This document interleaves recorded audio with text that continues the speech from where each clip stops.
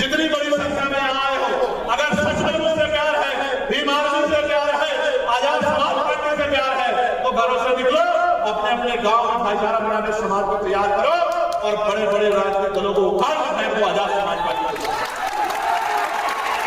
पक्का बताओ, बनाओगे नहीं बनाओगे? और बिहार वाले और हमसे सीख लो, बिहार में आप अपनी मेहनत से बना लोगे, हम लोग भी आपके साथ आगे मदद करेंगे कि उत्तर प्रदेश में इस बात हम लोग को करेंगे। मेरी बात, यहाँ कोई सरकार आपके बगैर नहीं बनी। अगर नीतीश जी की सरकार न बनी तो आपकी वजह से बनी। आज जेडी की सरकार बनी आपकी वजह से बनी। जब आप दूसरों को बना सकते हो तो क्या एक मौका आजाद समाज पार्टी का चुनाव को मिलना चाहिए? आप ये चाहते हो हम आपके खिलाफ बने, हम आपका चाहते आप नेता बनाओ, उसी बैठो, हमारा आदमी नीचे बैठे, काय को बैठे, हमारा आदमी कुर्सी पर बैठे, हमारा आदमी बैठे। जब तक हम लोग नहीं समझ लोकतंत्र तब तक आपका विश्वास बोले। अब अगर बड़ी बात होगी तो बराबरी की बात होगी, हिस्सेदारी की बात होगी, इसके अलावा कोई बात मेरी बात हिस्सेदारी की बात होगी, बराबरी की बात होगी। हम भी वोटर हैं, हमने सब वोटर बनाएंगे, हम सबको बनाएंगे, सब हमारी वोट से बनेंगे। और जब हमारे बच्चों के भविष्य का मामला आएगा, जब हम बेचारा कोई भी बने, हमारी सीधी बात है, हम थे सबसे पहले शासक। यार का शासक हम थे जो नीतीश जी के पास गए, जिन्होंने कहा कि आपको महागठबंधन बनाना चाहिए। सर, आपको ये दल गठबंधन छोड़ के आप उधर आके इस गठबंधन का नेतृत्व करना चाहिए, आपको महागठबंधन बनाना चाहिए और उधर ये भारत में 2024 का तब तक करना चाहिए। हम थे जो राजा साहब हम गए थे, हम गए के बाद हमने कहा, मैं आपको कह रहा हूँ मेरे साथियों, हिम्मत जुटा लो, ताकत बना लो। जो आज के दस्तूरों में हमारे लोग सोच रहे हैं कि जाकर बात कर ले, अगर आप एक हो गए और आपने ताकत बना ली, वो आपके ऑफिस के बाहर ना खड़े हो तो मेरा नाम चंद्रशेखर आजाद नहीं याद है।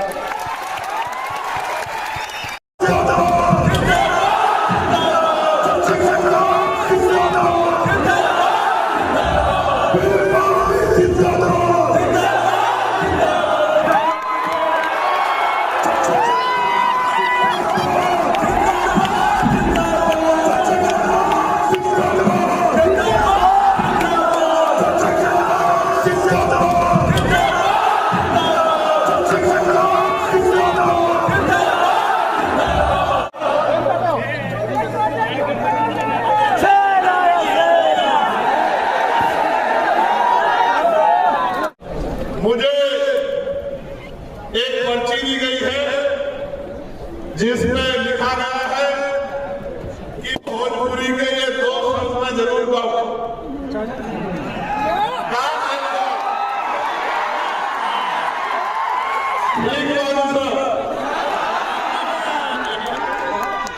और ये मैं समझता हूं कि ठीक तो नहीं।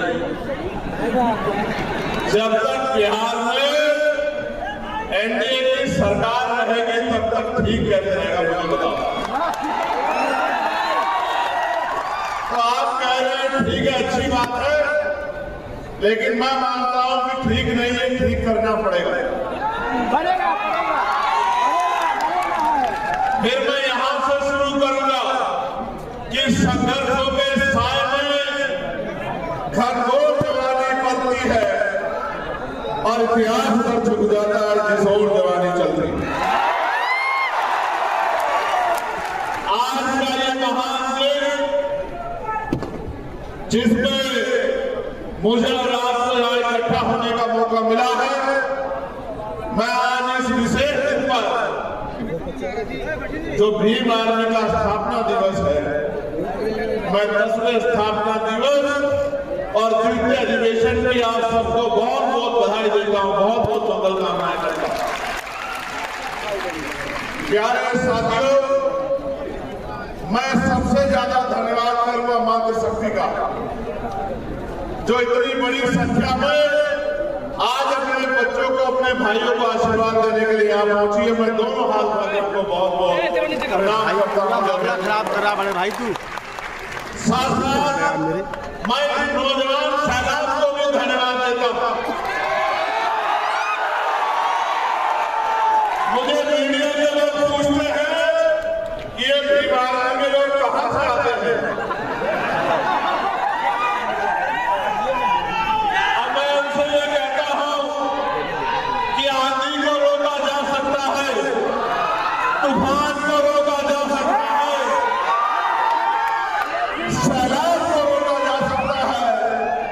लेकिन भीम आर्मी के बहादुर योद्धाओं को नहीं।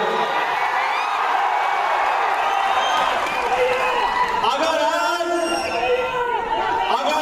मैं यहाँ खड़ा हूँ और बिहार की धरती में खड़ा होकर बोल रहा हूँ, अगर आज मैं लोकसभा का भारत की सबसे बड़ी पंचायत का मेंबर हूँ, उसका श्रेय अगर किसी को जाता है तो भीम आर्मी के बहादुर साथियों को जाता है। मैं इस मंच का भी धन्यवाद करूंगा। बहुत दिन पहले दिल्ली में बैठ के फैसला लिया गया, सीजेडी से कहा कि आपको बोधगया जाना है, बोधगया को मुक्त कराना है, बोधगया की शक्ति, बोधगया की ताकत को बुद्धिस्टों के हाथ में देना है। तो मैंने इनसे कहा कि एक बड़े आंदोलन की जरूरत है और ये तय हुआ कि जून में 12 मई को एक बड़ा आयोजन होगा और दिन लाखों लोगों को लेके हमें बोधगया पहुंचना है। लेकिन फिर देश में वार आ गई। हमारा देश पहलगाम का हमला हमारे लोगों पर हुआ, बताया गया कि धर्म पूछ के मारा गया और ये किसी भी कीमत में बर्दाश्त करने योग्य नहीं थी। इसलिए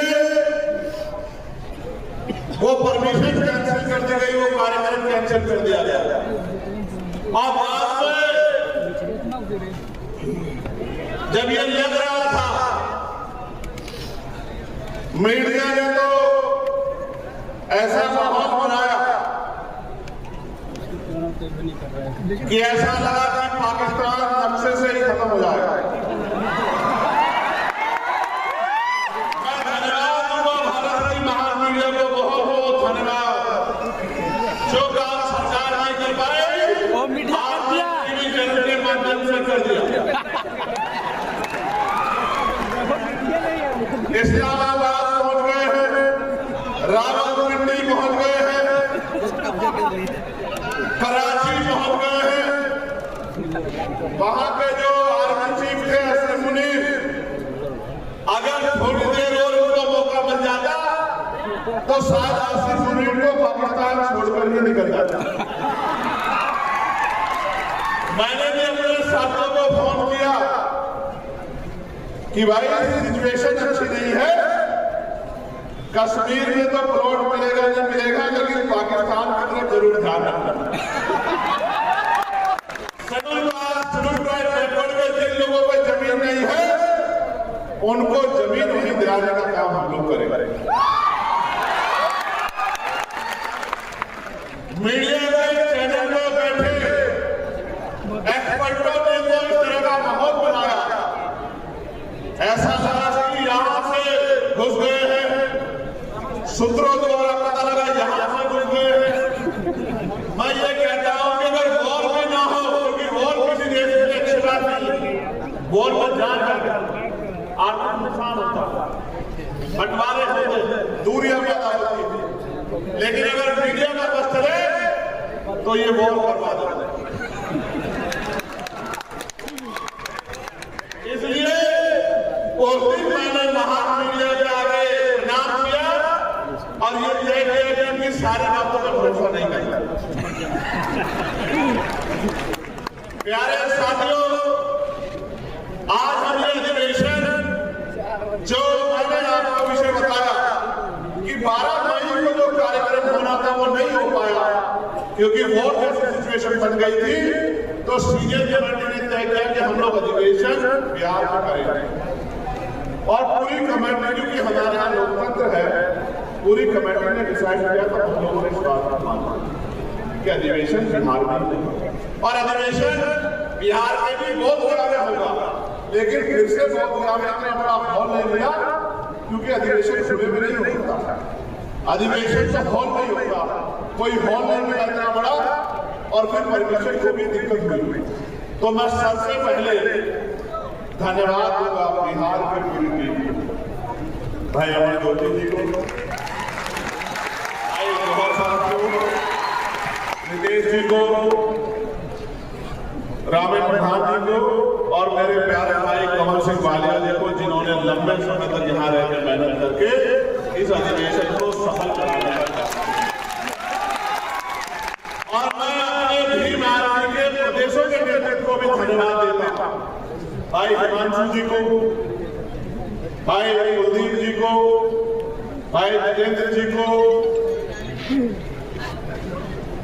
भाई अनिल जी को, भाई सुनील बेरस्कर जी को, जिन्होंने यहां पहुंचकर अपनी जिम्मेदारी को निर्वहन करने का काम किया। किस तरह से कार्यक्रम सफल हो इसमें पूरी ताकत लगाई। कुछ लोगों को बोलने का मौका मिला, कुलदीप जी को नहीं, समय कभी का, लेकिन मैं उनका धन्यवाद करता हूं। और मैं देश भर से चल के आया, किसी प्रदेश से 4 लोग, किसी 6 लोग, किसी 10 लोग, जो थोड़े थोड़े 10% लोग देश भर से आए हैं, चाहे वो मध्य प्रदेश के हमारे भीम आर्मी आजाद समाज पार्टी के नेता हो, चाहे हमारे बंगाल के नेता हो, चाहे हमारे झारखंड के नेता हो, चाहे हमारे उत्तर प्रदेश के सीनियर नेता हो, उत्तर प्रदेश के तो बहुत सारे लोग, चाहे हमारे उत्तराखंड के साथी, चाहे हमारे महाराष्ट्र के साथी हो, और चाहे असम के साथी हो, उत्तराखंड के साथी हो, छत्तीसगढ़ के साथी हो, तमाम हमारे साथियों ने जो अपनी जिम्मेदारी को यहाँ लाकर अपने लीडरशिप का जो प्रदर्शन किया है, इसके लिए मैं बहुत बहुत हमारे लीडरशिप के साथ महिला नेतृत्व का भी धन्यवाद देता हूं। और अशोक जी, तोमर साहब, रविंद्र भाटी जी और हमारे बड़े भाई हमारे भीम आर्मी के राष्ट्रीय अध्यक्ष जी का भी बहुत बहुत धन्यवाद।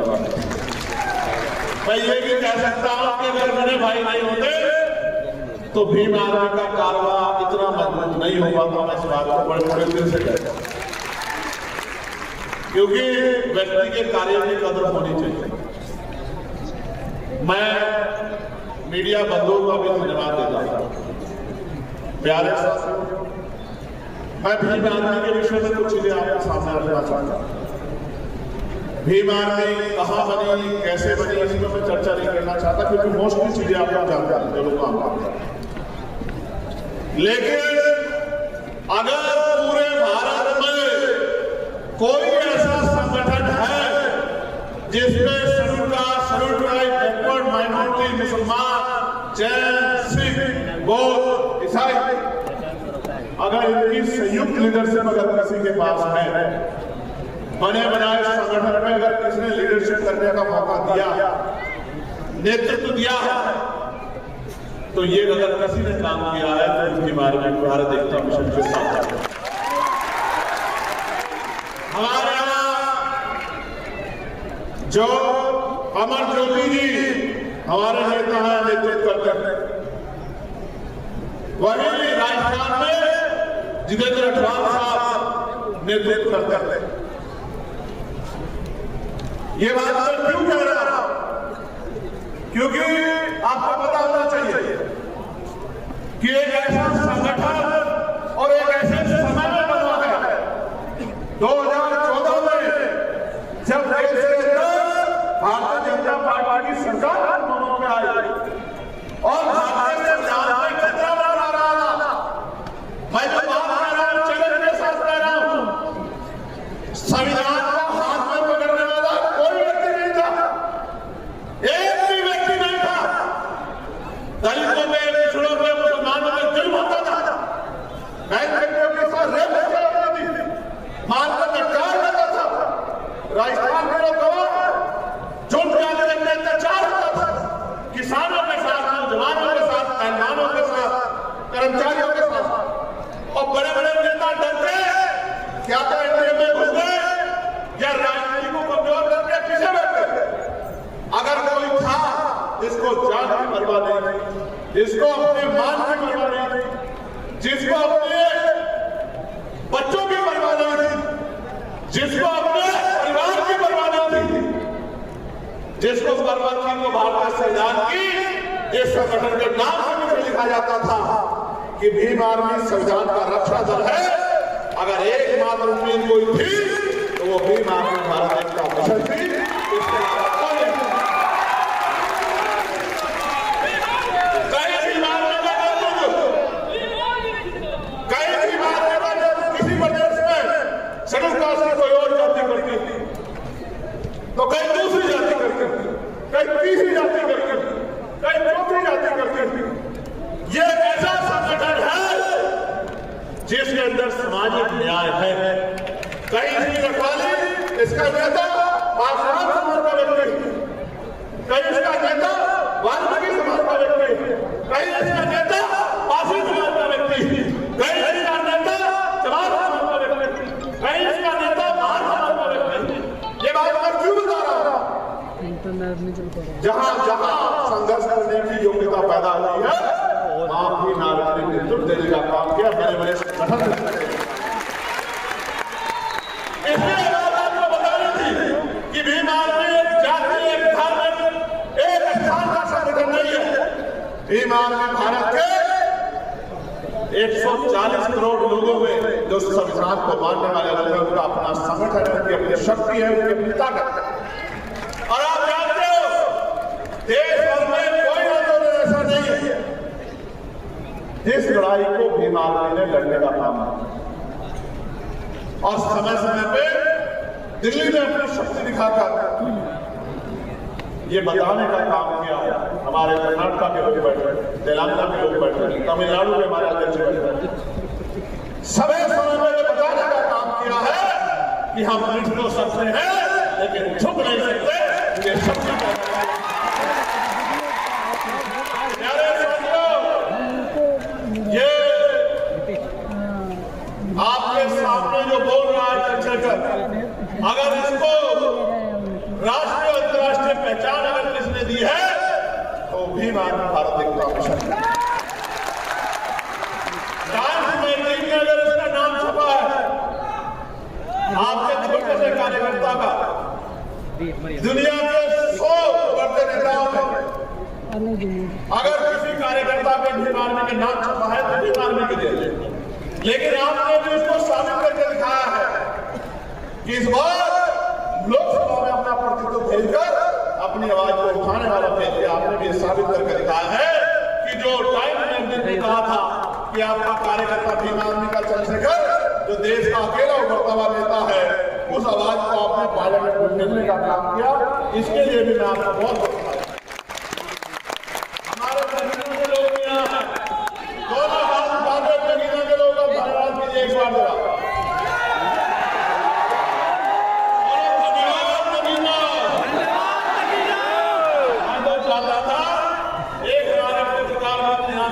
आपको भी लोकसभा भेज देते लेकिन आप भेज नहीं पाए, तो लोकसभा में भेज पाए तो विधानसभा में देना। प्यारे साथियों, मुझे आपसे बहुत जरूरी बातें करनी है। ये फूल मेरे आपके बीच में कांटा तो नहीं बन रहा है? नीचे वालों को दिख रहा हूं ना? नहीं, ये फूल हटाइए। आपके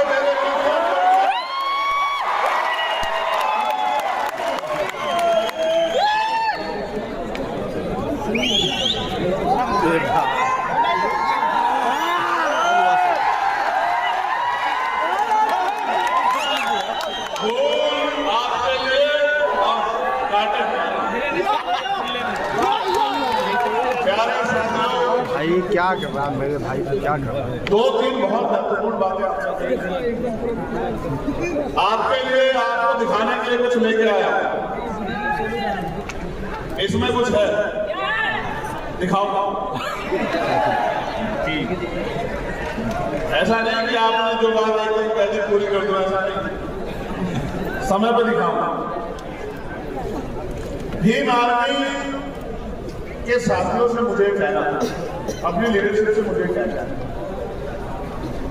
अनुशासन हमारी शक्ति है। हमारा अनुशासन इस स्तर का होना चाहिए कि भले ही वो हमसे नाराज, भले ही से हमारा विरोध, ये लेकिन इस बात को जरूर करें अपने लोगों बैठ कर ये बात।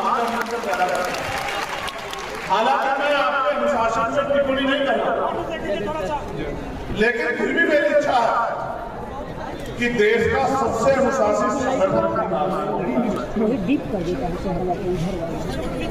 भीम आर्मी ब्रांड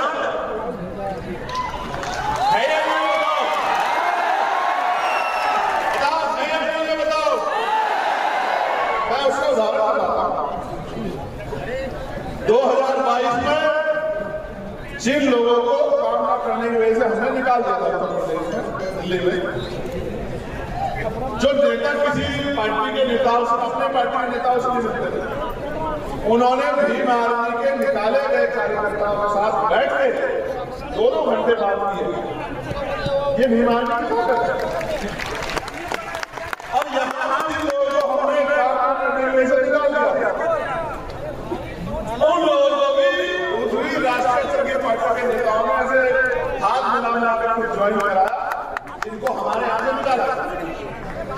तो इस देश में नेतृत्व का निर्माण हो रहा है, मजबूत कार्यकर्ता का निर्माण हो रहा है, जो न पुलिस से डरता, न कानून के झूठे सिकंजे से, न जेल के मुकदमे से, वो भीम आर्मी भारत निचल के देते।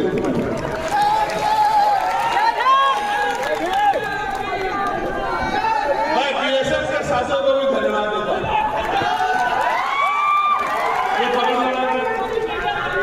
ये पकड़ाना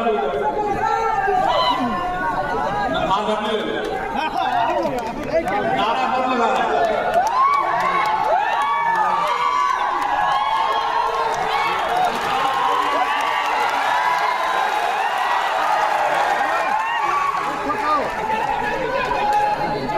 मेरा काम आदिवासियों को बजाना चाहिए, बजाना चाहिए।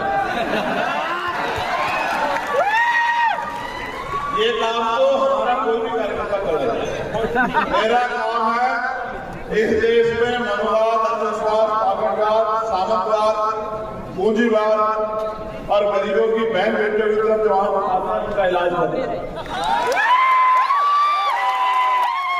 प्यारे साथियों, आज आपसे 10वें साल में कुछ मांग रहा हूं, दोगे बताओ?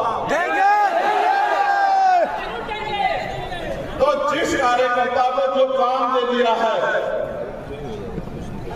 चाहे आंधी आए, तूफान आए, बरसात आए, अपने काम को सबसे पहले पूरा करना है। ये शक्ति का निर्माण करना है।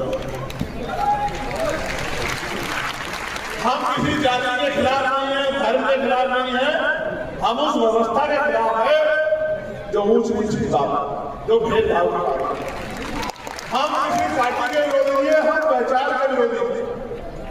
हमारे महापुरुषों ने जो विचारधारा हमें दी है, उस विचारधारा के समर्थक है, उस विचारधारा के खिलाफ, जो संविधान के खिलाफ है, वो व्यक्ति हो, पार्टी है, उसके खिलाफ, जो मानवता के खिलाफ है, बंधुत्व के खिलाफ है, भाईचारा के खिलाफ है, महिलाओं के अधिकारों के खिलाफ है, महिलाओं के सशक्तिकरण के खिलाफ है, किसानों, कमजोरों, हकपंथी समाज की तरक्की के खिलाफ है, उनके खिलाफ।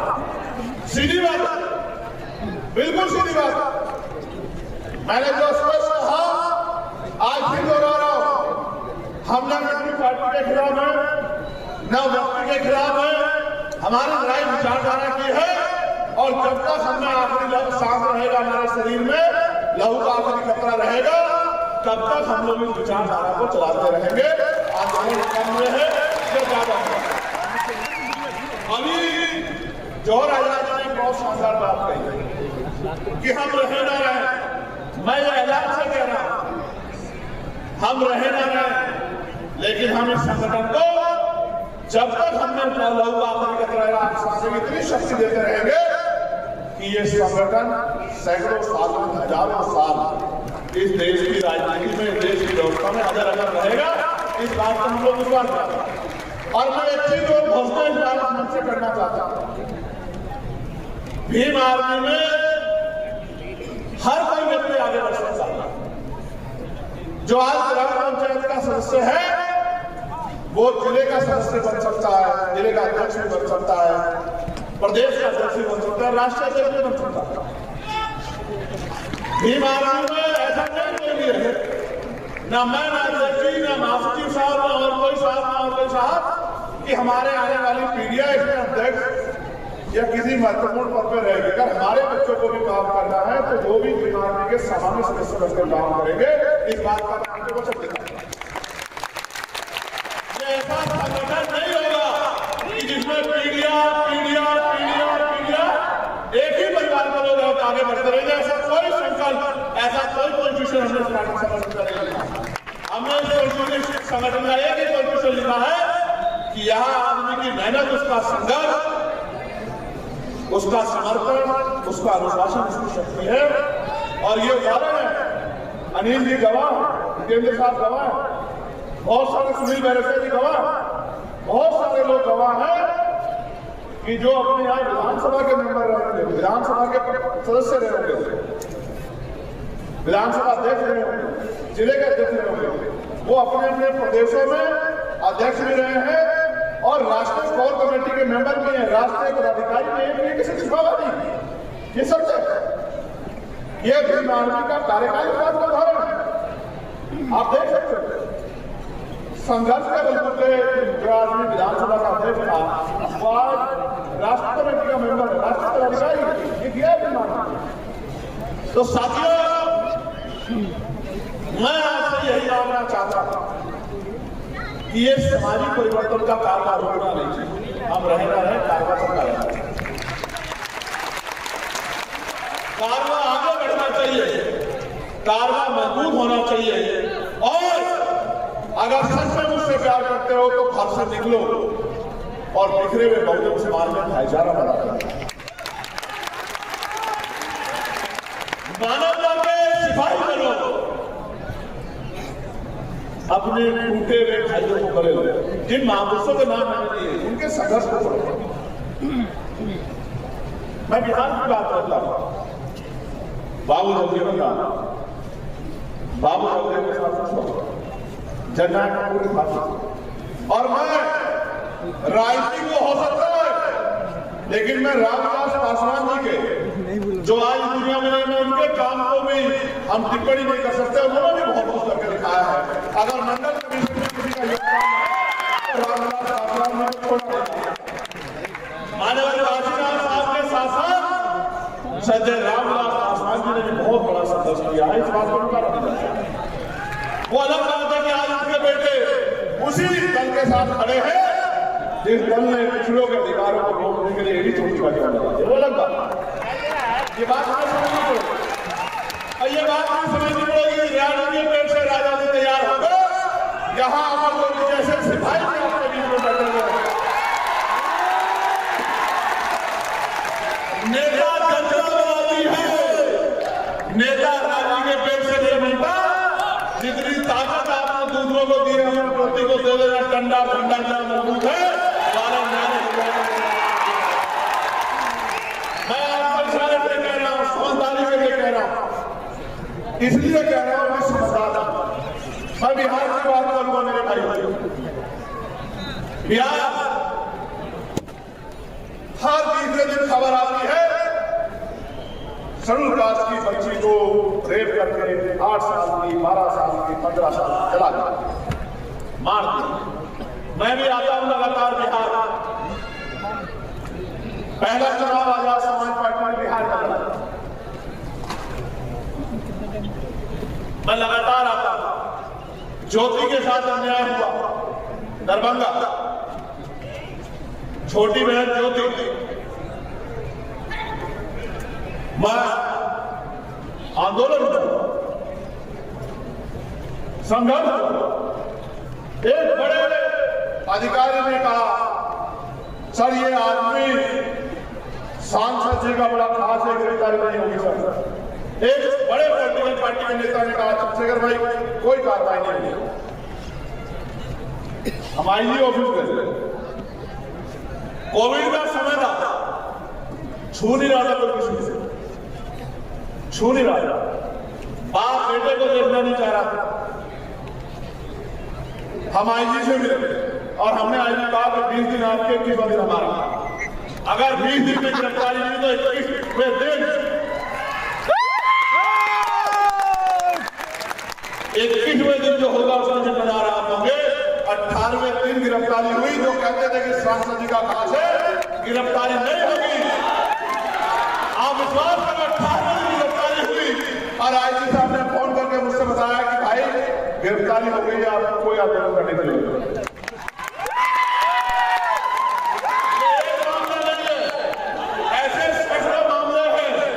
जिसमें भीम आर्मी के लोगों ने न्याय दिलाने के लिए संघर्ष किया। कोई आंदोलन देश भर में ऐसा नहीं होता जिसमें बिहार अपना भाग न लेता। कोई पद बुलाया जाए, कुछ भी बुलाया जाए, सबसे पहले पंक्तियों में भीम आर्मी के बहादुर नौजवान खड़े होते थे, बंद करना योगदान देते।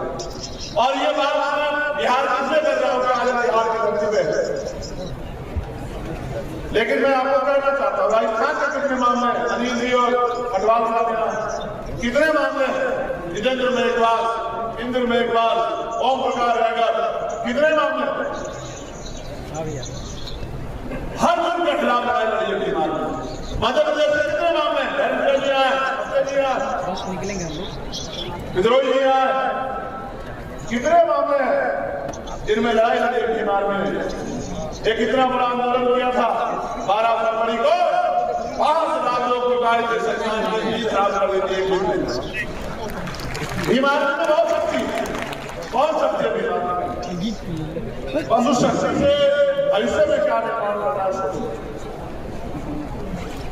अगर आपने वोट की ताकत से चंद्रशेखर आजाद को लोकसभा में नहीं भेजा होता, मेरे भाइयों, मेरी बहनों, मेरी माओ, मेरे प्यारे साथियों, तो क्या पार्लियामेंट में आपके आवाज उठाने वाला था? जो लोग ये कहते हैं कि आजाद समाज पार्टी ये कर रही है, वो कर रही है, मैं उन सबसे पूछना चाहता हूं, क्या कभी जब कमजोरों पे जुल्म होता है, उनके बच्चों को, उनके घरों को, उनकी जमीन छीन जाती है, मारा जाता है, किसी को दर्द होता है? जो लोग कहते हैं बीमार को ठीक था, लेकिन आजाद समाज पार्टी में बनाना चाहिए, तो आप मुझे बताओ, ईमानदार से दिल पे हाथ रख के बताओ, जब तक राजनीति कौन सा राजनीति दल हमारा समर्थन करता था, बताओ। आप जो कहते मानूंगा, आप बताओ कौन राजनीति था जो कहता था कि नौजवान ये बच्चे हमारे मुसलमान के लिए लड़ रहे, बताओ ईमानदार से। हाँ भाई, मजाक उड़ाते थे, आरोप लगाते थे, आपके आंसू पे हंसते थे, लेकिन जब आजाद समाज पार्टी का नाम अंदर आया तो अच्छे की नींद उड़ गई।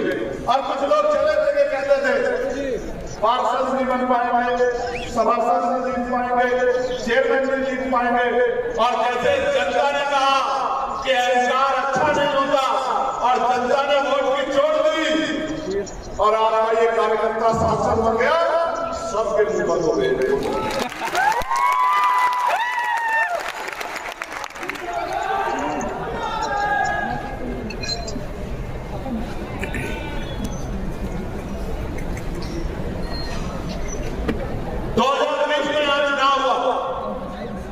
अमर ज्योति जी गवाह, राम प्रसाद जी गवाह, अमन दोनों साहब गवाह। एक सियासी दल ने हमसे कहा कि हम अलायंस करेंगे, बात कर ले सारे, और आखिरी मौके पे धोखा दे दे। क्यों दे दिया? क्योंकि उनको लगता है कि ये इसको हराने के लिए हमें वोट करेंगे, उसको हराने के लिए वोट करेंगे, मेरी जान बचाने के लिए वोट करेंगे, ये उनको लगता है। आप किसी को ताकत दे दो और आपके पास ताकत नहीं होगी। सांसद तो विपक्ष में बहुत सारे हैं, अगर आपका सांसद नहीं होता, बताओ कोई आपके वाले उठाता क्या? बताओ जो हमसे उठाता क्या? उत्तर प्रदेश में भी हमने मिलकर लड़ने की बात कही। उत्तर प्रदेश में भी एक पार्टी ने हमसे वादा किया, आखिरी टाइम में हमारे पेट में छुरा, हमने सब पे भरोसा किया और उन्होंने सबने पूरी कोशिश की कि संगठन पे, पार्टी का आरोप लग जाए कि ये पिलाजी की बी टीम है, इसकी बी टीम है, उसकी बी टीम है। इसलिए आपसे कह रहा हूं, जब से बीमारी के कार्यकर्ताओं ने संविधान हाथ में उठाया, बड़े बड़े नेता संविधान लेके घूमने लगे, कहीं संविधान होता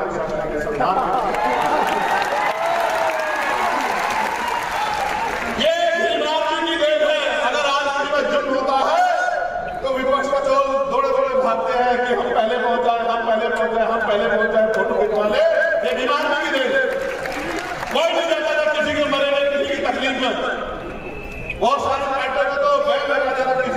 नहीं जाना, ये भीमात्मा की देन। इसलिए आपसे कह रहा हूं, बहुत जिम्मेदारी से कह रहा हूं, कोई जीते कोई हारे, आपके मुद्दों पे तब तक बात नहीं होगी जब तक आपका प्रतिनिधि नहीं होगा। इसलिए बिहार के मेरे भाइयों, हमें अपनी तरफ देखना है। अगर सब लोग इतने अच्छे होते तो बाबा साहब अम्बेडकर पार्टी क्यों बनाई?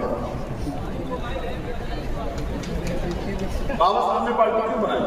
उस समय तो बहुत सारी पार्टी, कांग्रेस थी, लेफ्ट थे, अकाली दल थे, मुस्लिम लीग थी, बाबा साहब ने पार्टी क्यों बनाई? क्या बाबा साहब समझदार नहीं थे? बताओ, उनके जितना विद्वान को कोई नहीं था ना। आज ये बात मेरा समझ खाया नहीं है। मैं गया था अमेरिका, कोलंबिया यूनिवर्सिटी में लगी है statue, symbol of knowledge of Baba Saheb Ambedkar लिखी लगी है स्टैच्यू में नहीं। तो आप समझिए बाबा साहब ने पार्टी क्यों बनाई? क्योंकि बाबा साहब ये जानते थे कि जब तक हमारे हाथ में ताकत रहेगी हमारी समस्या को कोई।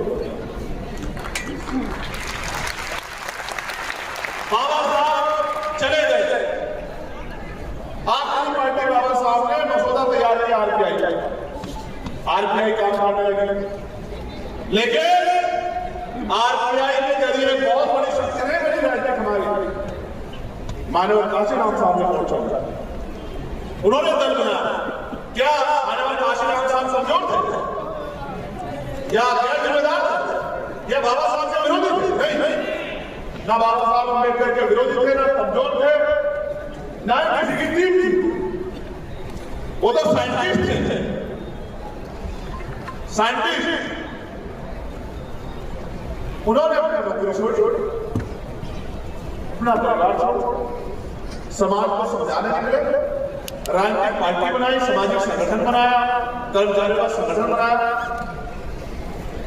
और अगर आप आजाद समाज पार्टी मैदान में है तो वो इसलिए मैदान में है क्योंकि आजादी के 75-76 साल बाद भी हमारे लोग अपने आंसू नहीं सूखे हैं। ये बिहार में आप अच्छी तरह जानते हैं। क्या बिहार का नौजवान प्लान नहीं करता है? बताओ साथियों, करता है नहीं करता? सबसे ज्यादा मजदूर कहां से जाते हैं देश में? क्यों ये मजदूरों में प्रदेश है क्या? सबसे ज्यादा आईएएस में कहां से जाते हैं और सबसे ज्यादा मजदूर भी यहां से जाते हैं। क्यों? इसलिए जाते हैं क्योंकि यहां की सरकारों को फर्क नहीं पड़ता। और ये किसी एक पार्टी की बात नहीं है, इससे पहले भी सरकारें नहीं सबके लिए कह रहा हूं, सबके राज्य प्लान हुआ। और मैंने तो कोरोना काल देखा है, ना छुट्टी बैठे, बेंच बैठे। मेरे आज भी याद है दिल्ली में जब कोरोना काल था पर अपने मजदूरों को निकाला गया था, बस स्टैंड में जगह नहीं थी, रेलवे लाइन बंद थी, रेल चल रही थी। किसी सरकार में यहाँ की हो दिल्ली की आपको घर तक भेजने के लिए रेल की व्यवस्था नहीं थी, जो आज पुल बसाने के बाद हमने तो क्या मार देखा, इधर से डंडा मारते थे पुलिस, उधर से डंडा मारते थे, कोई के नीचे को जाता था, सड़े हुए पानी भूखे प्यास से जो कुछ हमसे बनता था हम कोशिश कर सकते देते थे भाई खाओ, क्योंकि हमारे मन में हमें दर्द होता है, हमें तकलीफ होती है उनके आंसुओं से। कोई अपने बच्चे को बैग में लटका के पैदल आ रहा है, कोई ट्रेन के आगे मर गया, कोई प्यास से मर गया, कोई पूछने वाला नहीं। ये जिंदगी है मजदूरों की। और आप देखो इन वर्गों में 80% मजदूर आ जाते हैं। बिहार में गया, जब बाढ़ आती है 3 महीने किस तरह के हालात होते, क्या ऐसा हो गया? एक तरफ हम चांद में चले गए, मंगल की तस्वीरें भेज रहे, दूसरी तरफ हम बिहार में बाढ़ का इलाज नहीं कर पाते। क्यों? क्योंकि बाढ़ के नाम पर हर साल पैसा आता है, आपदा के नाम पर उस पैसे से अपने घर भर जाते हैं। ये सब क्या नाम है? मैं आपको बहुत जिम्मेदारी से कह रहा हूं, कुछ दिखाना चाहता हूं, कुछ देखना चाहता हूं, देखना चाहता हूं। जब आप दोनों हाथ आओगे तो दिखाऊंगा। ये महिलाओं के हाथ नहीं थे तो इसलिए मैंने बता रहा। अच्छा उठिए,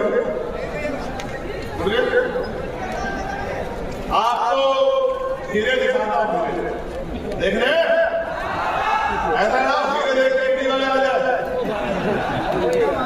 इनकम टैक्स ऐसे आ जाए और आए और जाए, क्या करें? जो अपने पास हो तो दिखाना पड़ेगा। हम पे जो है वो आपका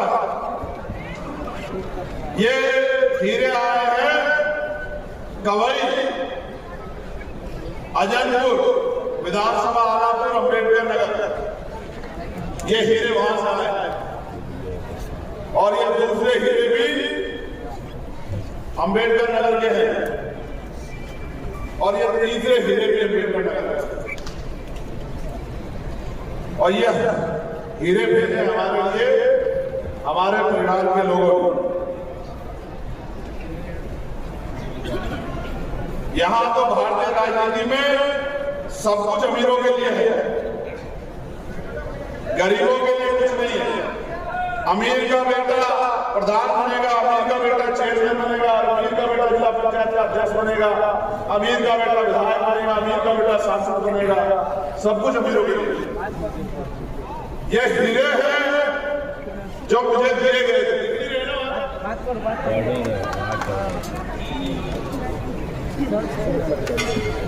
देखो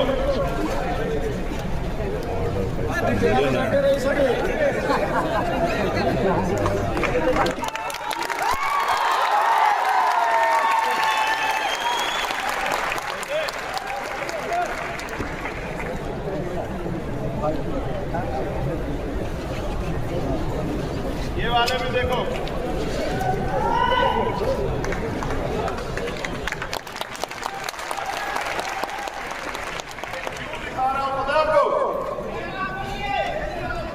मैं बताता हूं ये हीरे कहां से आए, कब आए। ये हीरे आए तब जब मैं चुनाव लड़ रहा था लोकसभा, अम्बेडकर नगर के लोगों ने भेजे। ये देखो, इस नोट को देखो, इसका जो एक्चुअल वजन है उससे 3-4 गुना वजन है इसमें। कैसे बढ़ा पता है आपको? हमारे लोगों के पसीने से। ये हजारों मजदूरों के हाथ से निकल के आया नोट। और ये देखो ये सिक्के, इनको कमाने में मेरे लोगों को सबसे पैर का पसीना आया हुआ। देखो ये किसी गांव में इकट्ठा करके, ये देखो कितने प्यार से 1-1 रुपए के सिक्के, 2-2 रुपए के सिक्के भेजे मेरे लिए। ये हीरे हैं, ये देखो, दिखे कैमरे वाला, दिखाओ भाई, दिखे नहीं दिखे? ये हीरे हैं मेरे लिए। ये मेरी माँ ने भेजे, मेरी बहनों ने भेजे, सर पे ईंट उठा के, खेती करके। इसलिए भेजे कि मैं इन पैसों से बड़े बड़े राजनीतिक दलों का मुकाबला करके सांसद बन जाऊं।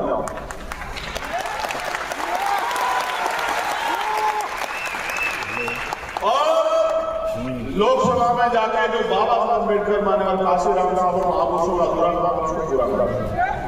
मैंने ये पैसे जिस दिन देखे तो मैंने इनको खर्च नहीं किया, मैंने इनको उठा के रख लिए।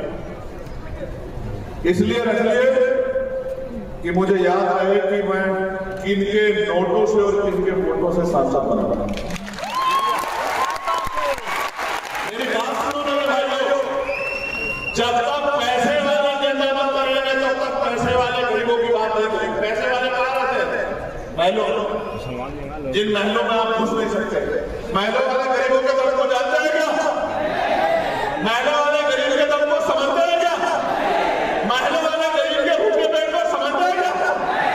नहीं फर्क पड़ता उनको कि गरीब के पेट में रोटी कैसे आती है।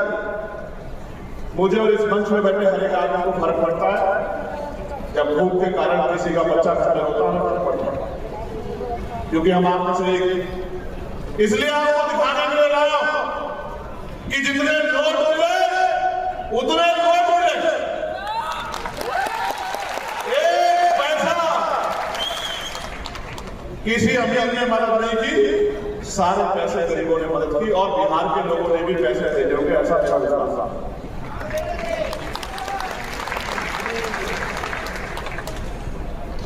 जौहर साहब, अमर ज्योति साहब, हिमांशु साहब, कासिम साहब कमल साहब, तोमर साहब, रामा प्रधान जी, दूसरे कमल बराड़ा जी, इस पीछे वाली टीम में बहुत सारे ऐसे साथी बैठे, अडवाल साहब, माननीय राष्ट्रीय अध्यक्ष, सब लोगों ने रविंद्र भाटी जी अपना घर नहीं देखा।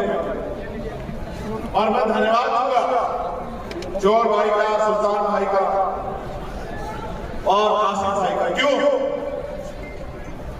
जौहर भाई ईद में अपने घर में अपने बच्चों के बीच में, कासिम भाई ईद में अपने घर में अपने बच्चों के बीच, और इसकी सुल्तान बीमार, इनकी वालिदा बीमार थी, इनकी माँ सुल्तान, वो हॉस्पिटल में थी, घर में गया। इनका मानना था कि जब तक हमारी आवाज नहीं बनेगी हम हमारी बात को कोई उठाएगा। और लोग हंसते थे, कहते थे कि भाई ये पैसे वालों के सामने कैसे मुकाबला कर लेंगे। लेकिन मैं कहता हूं जो साहब प्यार करते थे कि तमन्ना अगर सच्ची हो तो रास्ते हजार होते, तमन्ना अगर छठी तो क्या समझते। ये सच्ची तमन्ना है जो जेल से निकलती 16 महीने जेल जाते लेकिन उठने का। ये सच्ची तमन्ना है जिसने 250 लाख खाई लेकिन कभी आपने सलमान को कमजोर नहीं पड़ी। ये सच्ची तमन्ना है जिसके दांत तोड़ देंगे, जिसकी रीढ़ की हड्डी, मैं सच कह रहा हूं, घबराना मत, मरने वाला नहीं और झेलने वाला नहीं। याद रखना मेरी बात को।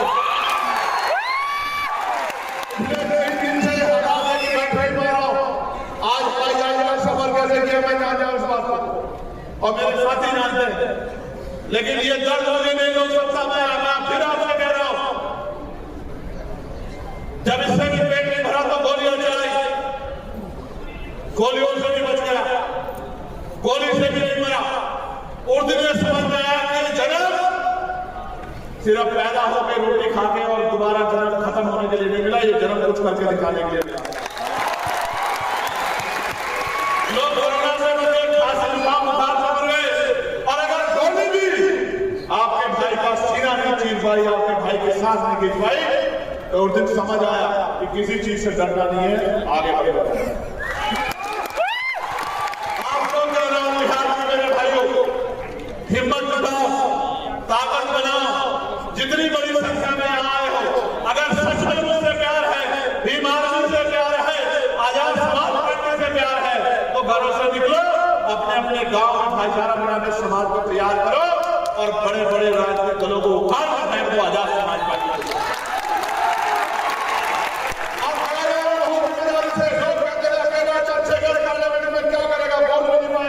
भीड़ में छिड़ जाएगा, कोने में घुस जाएगा। बताओ चंद्रशेखर आपको दिखता ही नहीं दिखता पार्लियामेंट में। कल चलेगी भाइयों पार्लियामेंट, देख लेंगे। अगर 544 में आपका अकेला सांसद दिखाई दिया, तब कहना कि भाई हमने जो वोट दे के ताकत बनाई थी वो कमजोर रह गई। इसलिए आपसे कह रहा हूं कि 544 में एक बनाया, यहां 243 है। मेहनत करके अपने इतने लोग जिता लो कि असेंबली में आपकी लड़ाई लड़ सकते। और लड़ाई ऐसे लड़ी जाती है, ये तो मैंने सिखाई पार्लियामेंट में, लेकिन असेंबली में पूरे बिहार को सिखाएंगे कि लड़ाई कैसे लड़े। आप लोग सोचो, जो जेल से नहीं डरते, जो मुकदमों से नहीं डरते, जो लाठी से नहीं डरते, जो गोली से नहीं डरते, उनसे ज्यादा आपकी लड़ाई लड़ने का जज्बा किसके अंदर हो सकता है? सोचो। जहां एक जगह लोग सीबीआई से डर जाते हैं, ईडी से डर जाते हैं, इनकम टैक्स से डर जाते हैं, आप बताओ एसआईआर के जरिए कि आपके वोट के अधिकार को यहां छीना जा रहा है ना छीना जा रहा है? बताओ। यस यस, छीना जा रहा है, छीना जा रहा है। आपको रक्षा करनी पड़ेगी, आपको अपने वोट की रक्षा करनी पड़ेगी। एक एक आदमी को जागरूक करना पड़ेगा। वोट हमारा हथियार है। बाबा साहब ने अपने वोट हथियार के तौर पर दिए। इस हथियार का प्रयोग कैसे करना है, हमें पता होना चाहिए। हम पे अगर सबसे मजबूत हथियार कोई है तो वो क्या है? वोट। इस लोकतंत्र में अगर अमीर हमारे घर तक आता है अमीर कैसे आता है? बड़ी सी गाड़ी से चल के और फिर हमारी छोटी सी गाड़ी गली में उतर कर हमारे टूटे से मकान में झोपड़े में आता है। क्यों आता है? क्योंकि हम बार बार वोट ये वोट हमारे पास नहीं है। ये बाबा साहब अम्बेडकर को धन्यवाद करो सब लोग कि अगर बाबा साहब अम्बेडकर वोट का अधिकार न दिलाते तो ये जो अपने आप को पैसे वाले समझते हैं ये आपकी बस्तियों में घुसने नहीं आने वाले। आज अगर ये आते हैं, किसी को चाची कहते हैं, किसी को ताई कहते हैं, किसी को बुआ कहते हैं, किसी को बहन कहते हैं, आपके पैरों के हाथ लगाते हैं, अपने मीटिंग बैठ के खाना खाते हैं, कीचड़ में घूमते हैं, इस वोट की वजह से। ये वोट आपसे ले लिया। आपने सोचा आप इतने लंबे समय से इसे वोट देते हैं, आपका क्या बना? कुछ नहीं। तो जब तक आपका कुछ नहीं बनेगा फिर करोगे क्या? मेरे बताओ, इस बार कुछ बनाओगे नहीं बनाओगे? पक्का बताओ, बनाओगे नहीं बनाओगे? और बिहार वाले हमसे सीख लो। बिहार में आप अपनी मेहनत से बना लोगे, हम लोग भी आपके साथ आकर मदद करेंगे। लेकिन उत्तर प्रदेश में इस बार हम लोग कायम करेंगे। मेरी बात उत्तर प्रदेश की दूर तक आ रही है, नहीं आ रही है? कुछ सामाजिक संगठन, कुछ मीडिया के लोग कहते थे कि भीम आर्मी आजाद समाज पार्टी बच्चों की पार्टी है। अभी इलाहाबाद वालों ने बताया नहीं बताया कहां की पार्टी है? बताया नहीं बताया? बताया नहीं बताया? चाहे विरोध में आलोचना में लिखा, मीडिया ने इसी मीडिया में लिखा ना कि 5,000 कार्यकर्ता एक तरफ, 10,000 कार्यकर्ता एक तरफ। ये कहां से आए कार्यकर्ता? आप बताओ, आप पैसे लाए हो क्या? ओके, ब्याज से, मोटरसाइकिल से, रेल में, बस में अपनी मेहनत की कमाई का पैसा निकाल के इतना बड़ा दर्ज हुआ है। ये पैसों में नहीं आया, जो पैसे में आया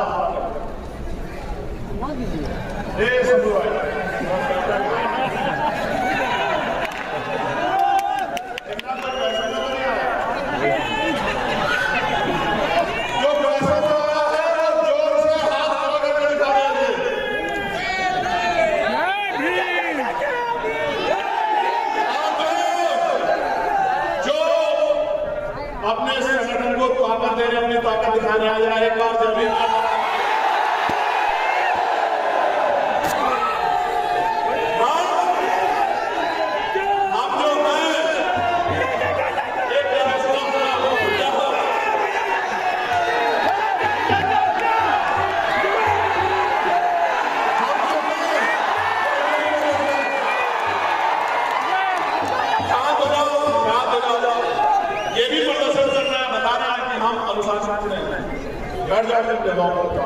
इस पूरे पंजाब में हमारा वक्त नहीं खड़ा होना चाहिए।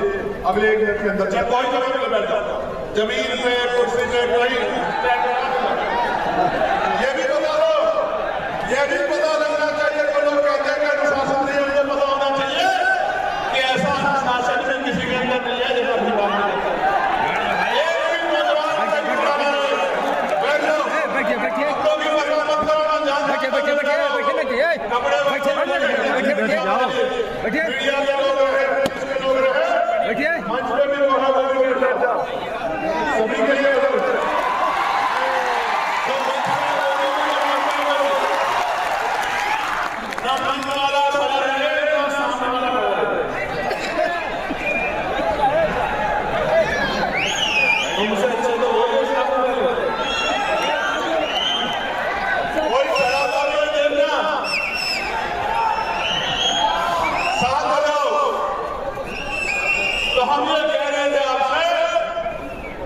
कि हम जो हैं वो इनकी वजह से ऐसा। अगर बड़े बड़े राजनीतिक दल के लोग हमें पूछते हैं, बड़े बड़े अधिकारी कर्मचारी हमें पूछते हैं, तो इनकी वजह से पूछते हैं लोकतंत्र में। ये हमारे साथ आपसे कह रहा हूं, आपसे बात करता हूं। बिहार के भाइयों, बिहार की बहनों, माओ, नौजवान साथियों, झंडा उठाते हो बहुत अच्छी बात, नारा लगाते हो उससे भी अच्छी बात, आंदोलन करते हो उससे भी अच्छी बात है। लेकिन सबसे अच्छी बात यह है कि आने वाले 2 महीने में वो करके दिखाओ जो बड़े बड़े राजनीतिक दल करने की जिम्मेदारी जुटा पाते। घर से निकलो, और अगर 8 घंटे पेट को पालने के लिए लगाते हो तो 2 घंटे अपने अपने बस्तियों को, अपने अपने बूथ को, अपने अपने क्षेत्र को तैयार करने में लगा। आपने सबको मौका दिया है। यहाँ कोई सरकार आपके बगैर नहीं बनी। अगर नीतीश जी की सरकार न बनी तो आपकी वजह से बनी। आरजेडी की सरकार बनी आपकी वजह से बनी। लेफ्ट के लोगों को मौका मिला आपकी वजह से बना। कांग्रेस के लोगों को मौका मिला आपकी वजह से मिला। जब आप दूसरों को बना सकते हो तो क्या एक मौका आजाद समाज पार्टी काशीनाथ को मिलना चाहिए?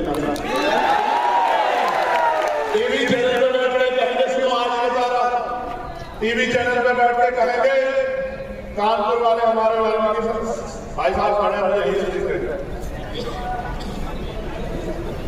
टीवी चैनल पे क्या कहेंगे आपसे बैठ के कि ये पार्टी इसको नुकसान पहुंचा रही, वो पार्टी इसको नुकसान पहुंचा रही। आप मुझे बताओ, अभी जब ये रोड टेस्ट हुआ कौन सी पार्टी के लोग भाग के जिनकी वजह से सरकार दोबारा से बनी? बताओ कौन सी पार्टी? कौन सी पार्टी? कौन से बताओ? हमारे मेंबर थे क्या? नहीं नहीं हमारे मेंबर भागा गया? नहीं हमारे मेंबर को भगा था नहीं। मध्य प्रदेश में सरकार बदली, सीनियर पत्रकार साथी बैठे। मध्य प्रदेश में सरकार बदली, जनता ने वोट दिया कांग्रेस को और कांग्रेस के 20 एमएलए चले गए भाजपा में और सरकार बदल के शिवराज सिंह चौहान जी मुख्यमंत्री बन गए। किसके मेंबर भागे? भाई कांग्रेस। आप ये चाहते हो हम आपके मिसलकू बने रहे, हम आपका झंडा बनाए, आप नेता बनाओ, उसी बैठो, हमारा आदमी नीचे बैठे, काय को बैठे? काय को बैठे? हमारा आदमी कुर्सी पर बैठे, हमारा आदमी बैठे। जब तक हम लोग नहीं समझ लोकतंत्र तब तक आपका प्रसाद बोले। अब अगर कोई बात होगी तो बराबरी की बात होगी, हिस्सेदारी की बात होगी, इसके अलावा कोई बात मेरी बात को हिस्सेदारी की बात होगी, बराबरी की बात होगी, पॉलिसी की बात होगी। बताओ सब्सक्राइब के लोगों को क्या दोगे? बताओ मुसलमानों को क्या दोगे? बताओ मुसलमानों में क्या हिस्सेदारी दोगे? बताओ निजी क्षेत्रों में क्या दोगे? बताओ प्रमोशन रिजर्वेशन दोगे नहीं दोगे? बताओ जमीन दोगे नहीं दोगे? बताओ लोन दोगे नहीं दोगे? बताओ दोनों में ठेकेदारी में आरक्षण दोगे नहीं दोगे? हम भी वोटर हैं, हमें से वोटर बने रहेंगे। हम सबको बनाएंगे, सब हमारी वोट से बनेंगे। और जब हमारे बच्चों को भविष्य का मामला आएगा, जब हम बेचारा कोई नहीं बनेगा। कांग्रेस पार्टी को यहाँ बीजेपी की सरकार है, अत्याचार दिखेगा, गठजोड़ में नहीं दिखेगा।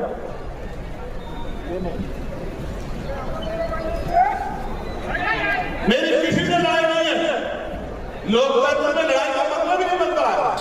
लोकतंत्र बहुमत का शासन, जिसके साथ लोग हैं उसी को मौका मिलेगा। हमारी सीधी बात है, हम थे सबसे पहले शासक, बिहार का शासक हम थे जो नीतीश जी के पास गए, जिन्होंने कहा कि आपको महागठबंधन बनाना चाहिए। सर आपको ये गठबंधन छोड़ के आपको उधर आके इस गठबंधन का नेतृत्व करना चाहिए, आपको महागठबंधन बनाना चाहिए और उधर ये भारत में 2024 का तब करना चाहिए। हम थे जो राजा साहब हम गए थे, हम गए थे, हमने कहा करेंगे, देखेंगे, ये करेंगे, वो करेंगे। और जब महागठबंधन में मौका नहीं मिला, मन चाहे हुई तो इधर आ गए। कौन किसकी मीटिंग में कौन किसका एजेंडा सब जानते हैं समाज। मैं आपको कह रहा हूं मेरे साथियों, हिम्मत जुटा लो, ताकत बना लो। जो आज उनके दफ्तरों में हमारे लोग सोच रहे हैं कि जाके बात कर ले, अगर आप एक्टिव हो गए और आपने ताकत बना ली, वो आपके ऑफिस के बाहर ना खड़े हो तो मेरा नाम चंद्रशेखर आजाद नहीं आता। और अगर आपने मेरे घर में पहला दिन बिहार में कर लिया, ठीक है, बहुत अच्छी बात है। वरना उत्तर प्रदेश में हम आपको दिखाएंगे, अब इतनी मेहनत से दिखाएंगे, जो अपने आप को बड़े बड़े दल समझते हैं, वो आपकी पार्टी के दफ्तर के बाहर टाइम लेके मिलने आएंगे, तब क्या देना। मैं आपको कहना चाहता हूं, बताओ हीरे पर कर लूं नहीं कर लूं? नजर लग जाएगी इनको, इन हीरो को छुपाना पड़ेगा, वरना सीबीआई वाले, ईडी वाले, इनकम टैक्स वाले आ जाएंगे, कहेंगे हीरे निकालो।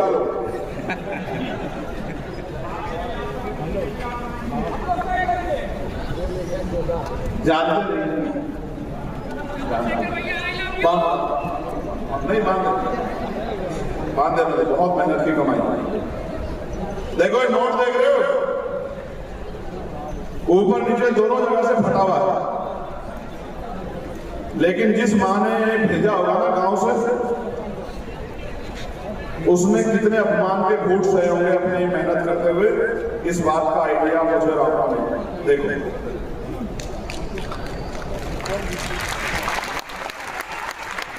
इसमें 100 से लेके और 1 रुपए तक का सिक्का है, यानी कि जो 100 रुपए कमाता है वो भी साथ है, और जिसके घर में खर्च के बाद 1 रुपया बचता है वो भी साथ है। अगर मेरी बात नहीं मानोगे तो चुनाव के बाद फिर मुझे फोन करोगे, भैया मार दिया, भैया जला दिया, भैया लूट लिया, भैया ये हो गया, भैया वो हो गया, भैया आ जाओ, भैया ये कर दो, भैया वो कर दो। ऐसी नौबत बता देना मुझे, तो अगर मेरे के खतरा मांगो तो दे दो। आज कह रहा हूं, किसी को भरोसा ना हो तो यही चेक कर लो, अगर वो कह दिया फोन के नाम पे तो कह देना कि चंद्रशेखर आजाद जवान कर गया। लेकिन आज आपको कह रहा हूं, ताकत नहीं बनाओगे, अपनी वोट से कामयाबी नहीं प्राप्त करोगे तो क्या होगा पता है? फिर रेप होगा, हत्या होगा, लूट होगी, मर्दों में घोटाले होंगे, नौकरी नहीं मिलेगी, रोजगार नहीं मिलेगा, जमीन नहीं मिलेगी, मार पड़ेगी। फिर कहोगे चंद्रशेखर भाई आ जाओ। आज मैं आपको कहने आया, मैं आपसे मांगना आया, फिर कल आप होगे। जब हम समझ गए तो हम ये काम आज से चुना शुरू करो। बताओ मदद करोगे नहीं करोगे?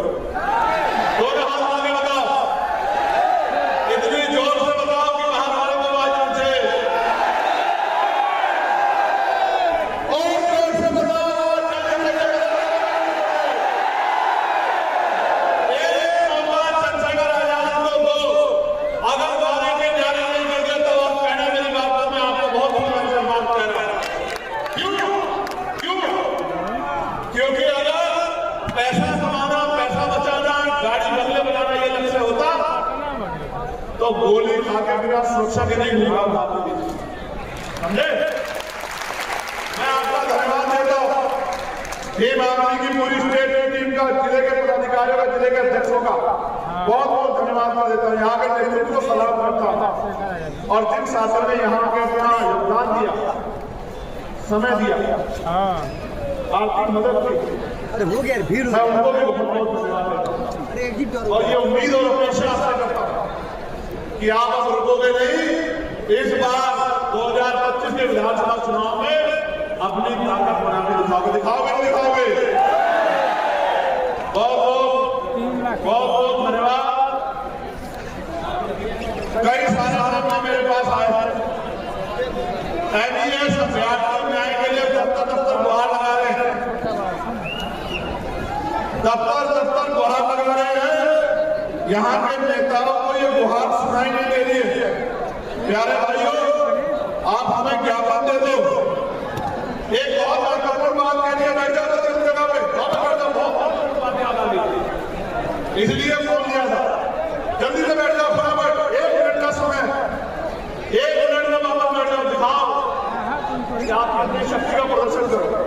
तो भाई अपना ज्ञापन दे दो, पार्लियामेंट में मैं आपकी मांग को बहुत जोर शोर से उठाऊंगा, ठीक है? एक बात, जल्दी से बैठ कर ठाकर मारो। अभी आप देख रहे हो उत्तर प्रदेश में स्कूल बंद किए जा रहे हैं। और भीम आर्मी की सीनियर लीडरशिप कहाँ है? स्कूल बंद किए जा रहे हैं उत्तर प्रदेश में।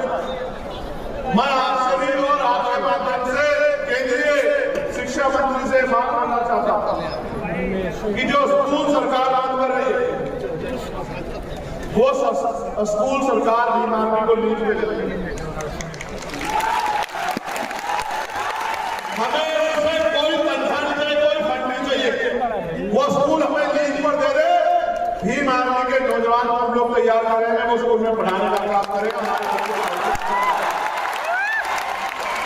जितने स्कूल बंद कराए जा रहे हैं वो सारी बनी बनाई बिल्डिंग है, सरकार का तनख्वाह देने के लिए पैसा नहीं। बच्चे को मैं गारंटी देता हूं, चंद्रशेखर आजाद बिहार से खड़े हुए कह रहा हूं, शिक्षा की नगरी पटना से ये यहाँ बराबर में हरगोविंद साहब जी की वो जन्मस्थली यहीं बराबर में पटना साहिब, यहाँ से खड़े होकर कह रहा हूँ, भगवान बुद्ध के ज्ञान में करते बोध गया के नजदीक से खड़े होकर कह रहा हूँ, भगवान महावीर की महावीर के संघर्ष की धरती में खड़े होकर कह रहा हूँ, जितने स्कूल बंद करा रहे हो आप ही सुन लो और अपने फोन में नोट कर लो, वीडियो बनाओ, ये बात पहुंचाओ केंद्रीय मंत्री को टैग करके ट्विटर पे फेसबुक पे क्यों तक जाए, सब फोन ऑन करो, अपने कैमरे ऑन करो, वीडियो बनाओ और इस वीडियो को ट्विटर पे टैग करके लगाओ केंद्रीय मंत्री शिक्षा मंत्री जी को, क्या नाम है उनका, धर्मेंद्र प्रधान जी को, धर्मेंद्र प्रधान जी को कैमरा ऑन करो जल्दी 30 सेकंड में और ये बात मेरी पहुंचाओ, उत्तर प्रदेश के मुख्यमंत्री जी को पहुंचाओ, मध्य प्रदेश के मुख्यमंत्री जी को पहुंचाओ, राजस्थान के मुख्यमंत्री जी को पहुंचाओ, जितने स्कूल बंद कर रहे हो सारे स्कूल भीम आर्मी को लीज पर दे दो, कोई पैसा कोई फंड नहीं चाहिए, सारे स्कूलों में भीम आर्मी के नौजवान हम लोग कैडर तैयार कर देंगे, पढ़ाने का काम करेंगे, आपके स्कूल से बेहतर शिक्षा दिलाने का काम करेंगे, आपसे पता मगर स्कूल बंद करो मंत्री जी, क्योंकि एक स्कूल से स्कूल नहीं बंद होगा, गरीबों के किसानों के मजदूरों का भविष्य बंद हो जाएगा, भविष्य बंद करो और अगर ऐसे नहीं मानोगे तो आंदोलन से मानोगे, बहुत ज्यादा चिंता मत करो, कितना बड़ा आंदोलन करेंगे कि स्कूल बंद होना और स्कूल सपने में जरूर आएंगे। आपके बहुत बहुत धन्यवाद, जय हिंद।